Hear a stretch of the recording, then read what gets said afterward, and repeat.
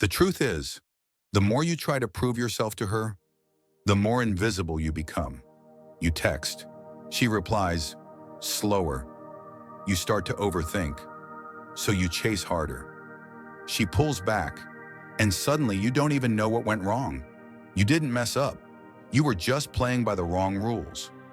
Most men lose their power, not because they're not good enough, but because they hand her the wheel to the emotional dynamic. Women don't control you with words. They control you through how you react to their silence. She goes quiet. You double text. She pulls away. You lean in even more. Game over. A Stoic man doesn't play that game. He doesn't seek attention. He is the center, and others adjust around him. In this video, I won't tell you what to text, what move to make, or what line to say to score points. Because this isn't about seduction. This is about reclaiming your inner power. If you've ever been tired of guessing what she's thinking, if you've ever felt like you're always one step behind in every relationship, then you need to watch till the end. Because what you're about to hear won't just shift the way you interact with women, it'll change the way you show up for yourself. And if something here hits you, tap follow. Not because I need the views, but because I believe you're ready to stop playing by the old rules. 1. She's not drawn to the one who wants her, but to the one who's hard to reach. Here's the truth. When you want a woman too much, you start to lose yourself. You begin to react. You stop leading.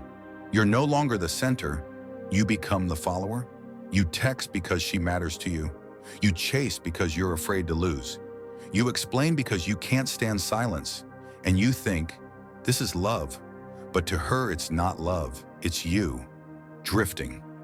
Women aren't drawn to men who try to fit into their world. They're drawn to the men who build a world they want to enter. She doesn't chase kindness. She chases the energy that makes her question herself. What did I do to make him pull back? Why can't I stop thinking about him? Uncertainty increases dopamine. Certainty does not.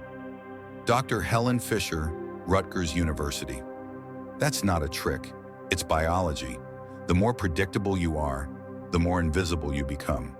The easier you are to get, the easier you are to forget. Like a book that's too easy to read, finished once, never opened again. But a complex one? That one lingers. You think, you wonder, you return. And this is the moment most men need to hear, and hear deeply. If you're always the first to text, always reaching out, always showing up, you're not giving. You're making yourself unworthy of being waited for.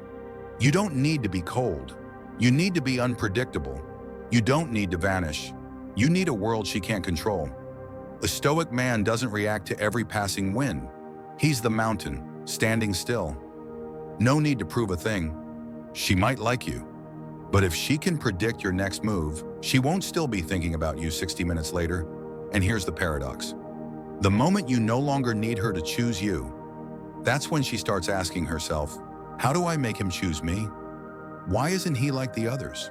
So now the real question is, how do you not become the man who's too easy to get?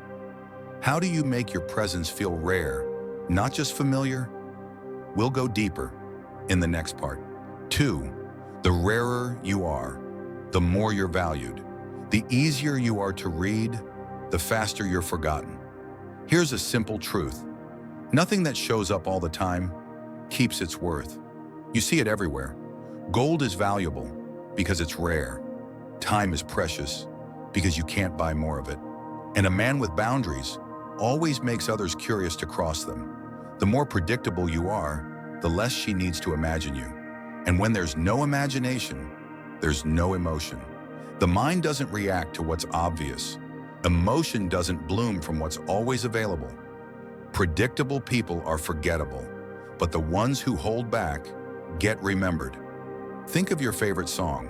Now imagine playing it 24/7, nonstop, no breaks. Eventually you'll get tired of it, not because the song changed, but because your brain stopped responding. Psychologists call this habituation, a phenomenon where constant exposure dulls emotional response. In 2020, the Journal of Personality and Social Psychology confirmed Repetitive, unchanging presence reduces dopamine and emotional engagement. So when you're always there, always replying, always available, you're not making her fall in love. You're numbing her feelings. A wise man doesn't pull back to manipulate. He pulls back because he's operating on his own rhythm, a rhythm she can't interrupt. She doesn't need you to disappear.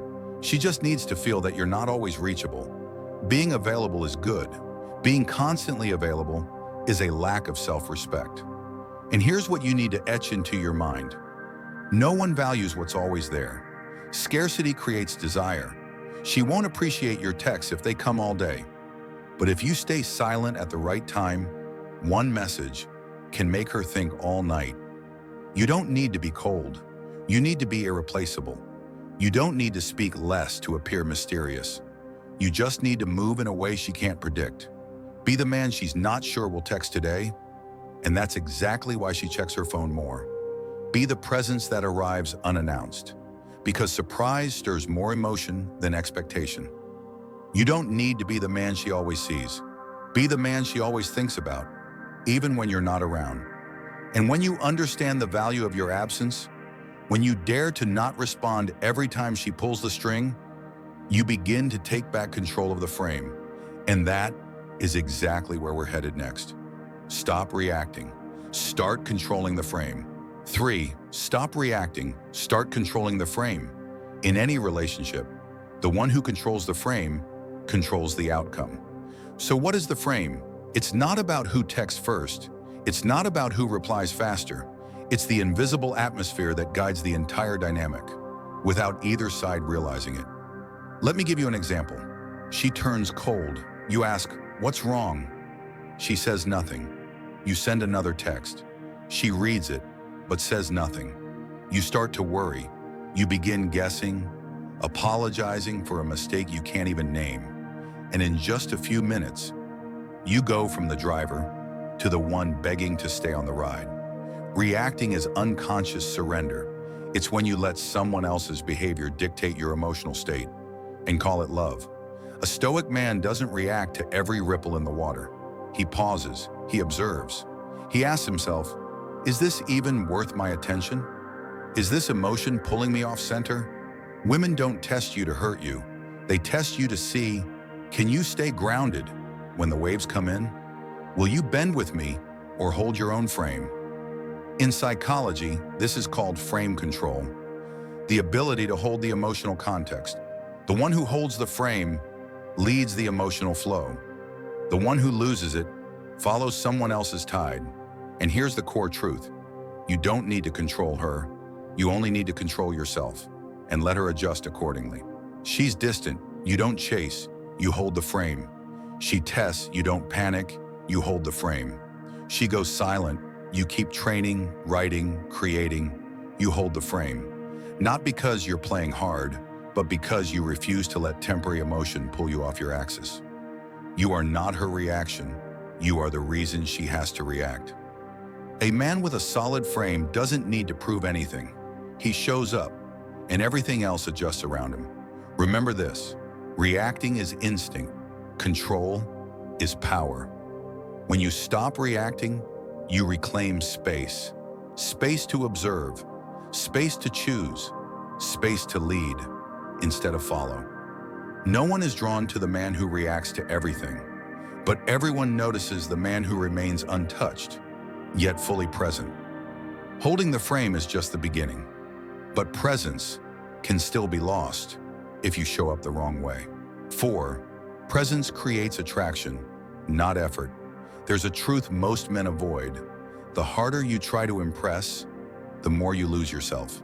The more you chase attention, the easier you are to overlook. And yet the most magnetic men are the ones who don't chase at all. They show up, still, grounded, powerful. They don't speak much. They don't perform. They don't prove. They simply are, fully, quietly, undeniably. And that presence alone creates a field, a pull others feel, long before a word is spoken. True attraction doesn't come from what you say. It comes from your energy, your stillness, your ability to be fully felt, without doing anything special. A Stoic man doesn't walk into a room to be noticed. He walks in, and attention naturally turns his way. Not because he's loud, but because he's the only one who doesn't need to be loud. This isn't myth, it's psychology, and it's backed by modern neuroscience. A 2018 study from Social Cognitive and Affective Neuroscience, Oxford University Press, found humans are unconsciously influenced by the emotional field of others through micro-expressions, vocal tone, pace of movement, and even stillness. In other words, you don't have to speak to make an impact. You just have to be fully present. So what is presence? Presence is when you're here, fully in the moment. Not distracted, not rushed, not pulled by expectations. Presence is when you're not stuck in your head, but rooted in the space around you. And women feel this. They don't need to explain it, they sense it. They can tell when a man is actually there versus just showing up to be seen. A man trying to impress creates tension, but a man who's simply present allows her to relax. And here's the paradox. The more at ease you are with your own silence, the more she gets drawn into it. Attraction isn't about what you do, it's about who you are when you're doing nothing at all. The present man holds energy. He doesn't leak it. He doesn't chase. He doesn't close deals. He doesn't rush to react. He's calm, and she gets pulled into that calm without knowing why. If you have to try hard to keep her, you're not truly magnetic. The right presence makes her want to stay, even when you're not holding on. And we won't stop here, because everything you've just heard becomes worthless the moment you react the wrong way when she starts pulling away. And that is what we're about to break down next. 5. The next time she pulls away. Do this instead. You know that moment when she used to text back fast and suddenly it slows down. Her replies get shorter, longer gaps between messages, no more emojis, no more spark, and you start to feel it, that unease. You ask yourself, did I do something wrong? Then you do what most men do. You try harder, you text more, you show more care, you ask questions, show concern, even apologize for things you're not sure you did. And that, right there, is when you lose your frame. You're no longer the man she was drawn to. You become the man begging for the energy he gave away. She's not cold because you messed up. She's cold, sometimes without even knowing it, to test you, not to hurt you, but to see, will you stay grounded when your ego's no longer being stroked? Most men chase. The wise man holds still. So next time she starts to grow distant, do this. Don't react. Don't guess. Don't rush. Instead, pull back. Not to punish her, but to return to your own center, your own axis. Let her feel the one thing you've been shielding her from, your absence. She won't know what's changed, but she'll feel that something is missing, a quiet space, an unusual stillness. And in that stillness, if there was ever a real connection, she'll think of you. You don't have to play games. You don't have to ghost her. You just pause long enough to reclaim your place in the center. A man of substance doesn't get pulled by someone else's emotional tides. He stays still, like a mountain. Others adjust to him. Try this. She goes cold. You don't text for 48 hours. Not out of anger, not to manipulate, but because you're choosing you, and that's the right thing to do. In that time, hit the gym. Write. Do something that brings your power back. If she comes back, the connection is real. If she doesn't, you just dodged an unbalanced relationship. The question is not, how do I keep her? It's, how do I become the man who doesn't need to keep her? And yet she stays. You're not the one chasing. You're the one she wonders. Am I enough to keep him? Don't act from emotion. Act from grounded presence. Because sometimes, the right absence sends the loudest message. And if you do this right, you won't need to say much afterward. But to turn this into a lifestyle, not just a tactic, you need a rule carved deep into your nervous system, a mantra. And that's exactly what we'll step into next. 6. Remember it like a mantra. Some truths you only need to hear once. But others, you must repeat until they burn into your mind like instinct. A mantra isn't magic. It's a psychological anchor, a firewall for your thoughts to keep you from losing yourself when emotion crashes in. When you feel the pull of scarcity, when you want to text her just because she's gone cold, when you feel the urge to explain, to plead, to chase shadows of what was, you need a sentence, just one line, in stillness, one breath, one thought, one mantra. I don't need to be chosen. I choose myself. You're not here to please. You're not waiting for approval. You live from your center and let the world respond to that. She's not the center. I am. The more you orbit her, the more you lose direction. The more you stand firm, the more she realigns to your gravity. Silence is the most powerful answer. No argument. No need to prove anything. The right silence makes them rethink everything. I walk away, not to lose, but to remain whole. Stepping back isn't surrender. It's how you reclaim your axis. It's how you take control of the frame. I don't explain. I don't chase. I exist. You don't assert your value through words.